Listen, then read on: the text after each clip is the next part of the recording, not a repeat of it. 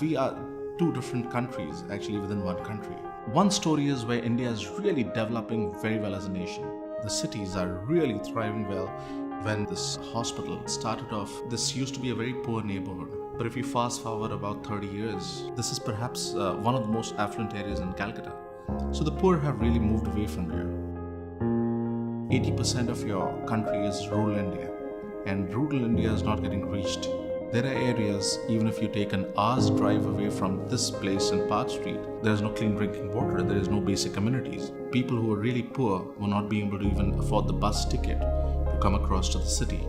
So instead of asking the people to come across to Park Street to be treated for anything which could have been done at their doorstep itself, we decided to actually set up these rural clinics.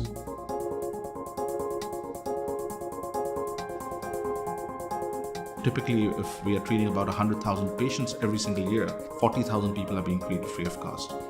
A fair percentage of that is being done through our rural outreach clinics. We really want that to happen because the people in the city can really afford healthcare facilities, but the real need is there in rural India.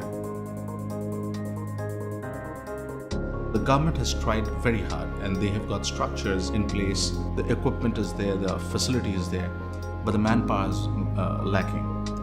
In a country of 1.2 billion people, there are not enough doctors and nurses.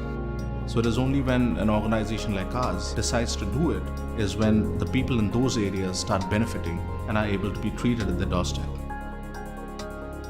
Oftentimes we think of $1 contributing to just $1 of facilities, whether healthcare or whether food.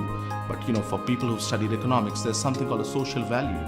Your $1 should be having an impact that if it was seeded 30 years ago, what has that $1 contributed today? Because you're not just reaching out to one person, you're actually changing a generation for the future.